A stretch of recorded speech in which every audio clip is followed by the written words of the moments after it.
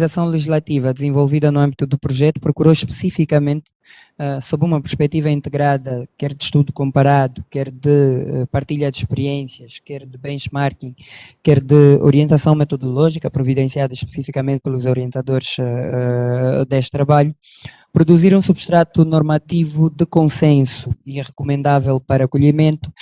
e implementação ao nível dos Estados-membros, isto relativamente às matérias de incidência do projeto. Com esta iniciativa visava-se, por um lado, operacionalizar os sistemas no sentido de incrementar as suas capacidades de formular, planear, coordenar e implementar, monitorar e avaliar resultados em matéria de políticas e programas de combate ao crime organizado. Iam também valências de melhoria da harmonização e de integração regional dos países e, não menos importante, valências específicas de reforço da cooperação entre estes Estados-membros. Eu acredito que, doutrinalmente, um primeiro entrave que todos esses exercícios ao nível do PACED enfrentam é o facto de o sistema de integração internacional do PACED esbarrar quase que constantemente e fugir, de alguma forma, a racionalidade dos sistemas de integração comunitária genéricos, de acordo às considerações que ainda bem há pouco tempo ouvimos, dado que estes, a par de privilegiarem questões como proximidade geográfica ou integração política, o PACED acaba aproveitando de valências que advêm do facto de estes países partilharem uma mundividência comum, uma proximidade linguística comum e até uma proximidade jurídica e cultural, procura capitalizar essas valências para, em virtude da tomada de uma decisão de conjunto, potenciar por via destes laços uma verdadeira plataforma de integração internacional, referenciável para vários domínios de cooperação, sempre elegíveis de acordo àquela que for a agenda diplomática e política dos Estados implicados. Foi um pouco com base nesse espírito de aproximação e cooperação que os Estados cá representados entenderam a oportunidade de explorar essas hipóteses de convergência e de aproximação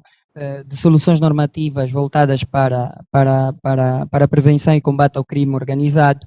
para a temática da recuperação de ativos e da proteção de testemunhas e demais entidades intervenientes processuais de interesse.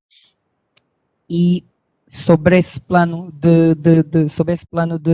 considerações surge então a iniciativa de harmonização legislativa no sentido de operacionalizar este desejo comum dos Estados. E foi um processo que durou por aproximadamente 15 dias, juntou as várias valências dos gabinetes de política legislativa dos Estados-membros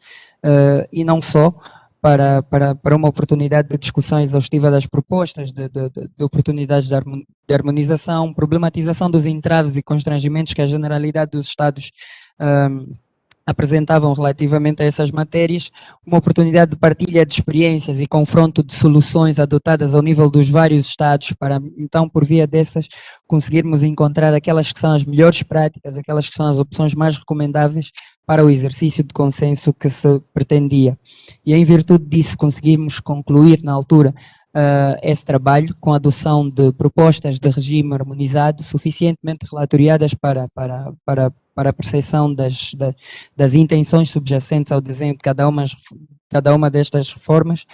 destas propostas, as quais foram, pelo menos ao nível técnico, trazidas para a recomendação ao nível dos nossos Estados-membros, recomendação de acolhimento e de implementação. Isto levou-nos a uma segunda fase de todo esse processo, que era um processo especificamente de incorporação dessas soluções consensualmente acordadas ao nível dos Estados e para a realidade particular da Angola. A iniciativa de harmonização encontrou um panorama de oportunidade bastante favorável,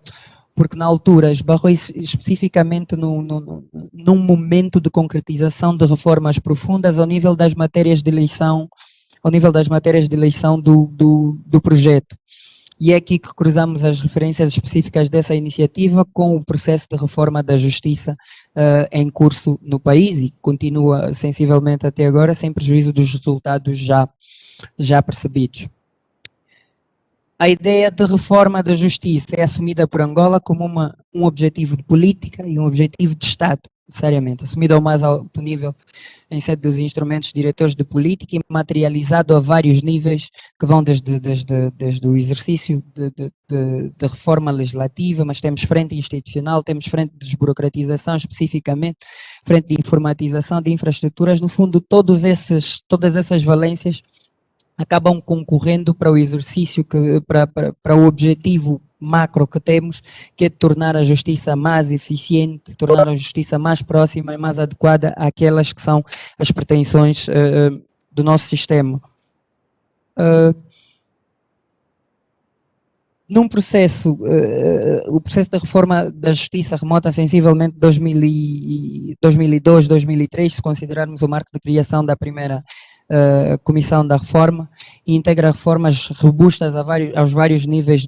da justiça e do direito, no que em particular respeita à justiça penal, o panorama específico de intervenções perpassa desde os domínios da política criminal, genericamente considerada, as reformas legislativas em matéria de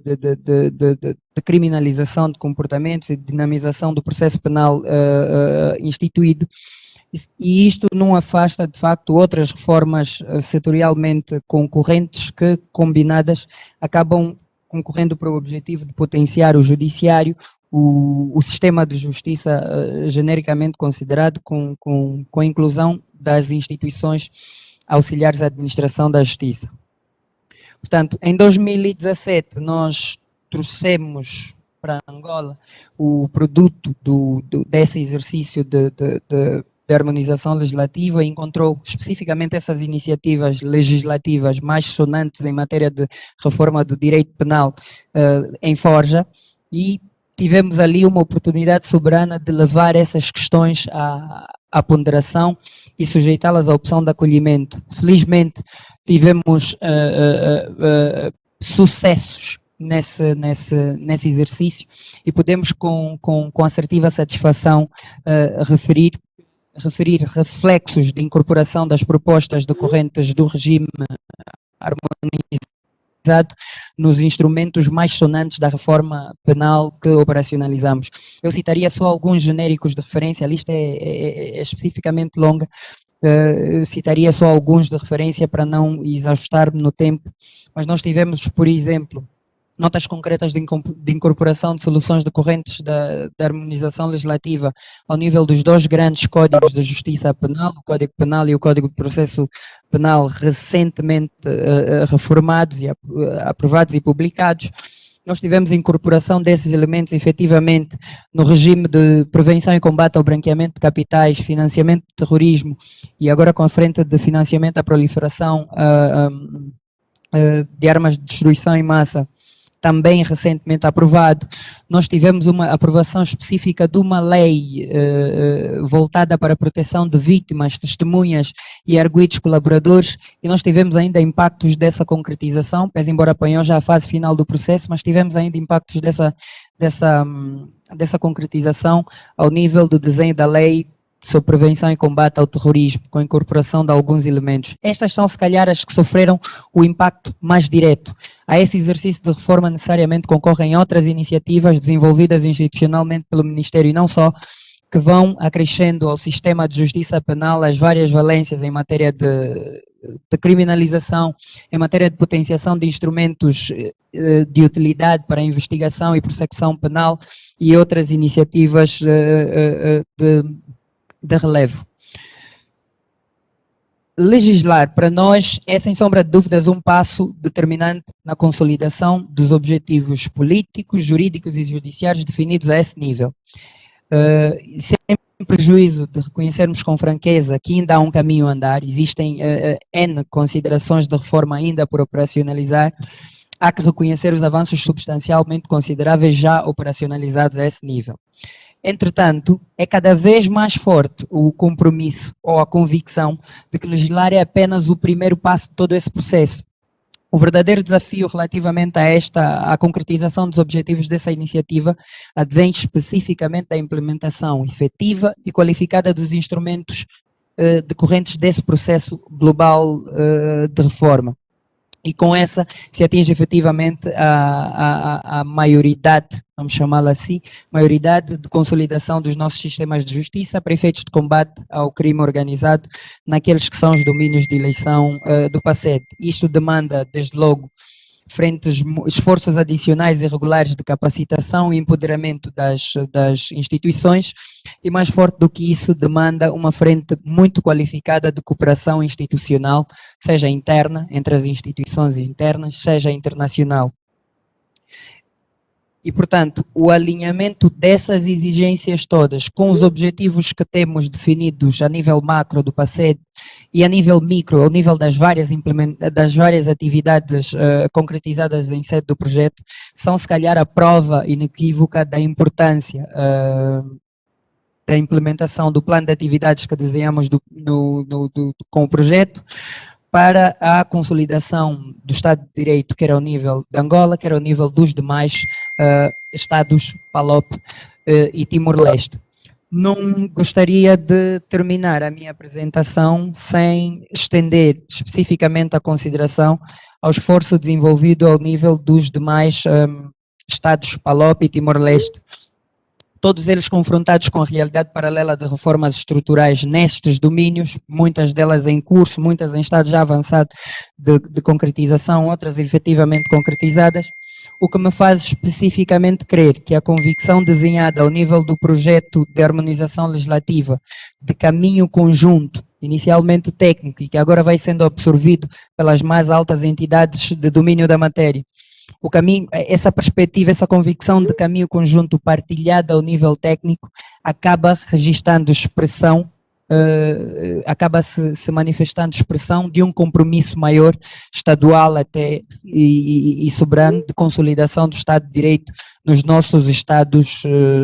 todos, enquanto plataforma de integração estadual. Eu se calhar ficaria por aqui, para não esgotar o tempo, e agradecia a todos pela atenção dispensada. Muito obrigado.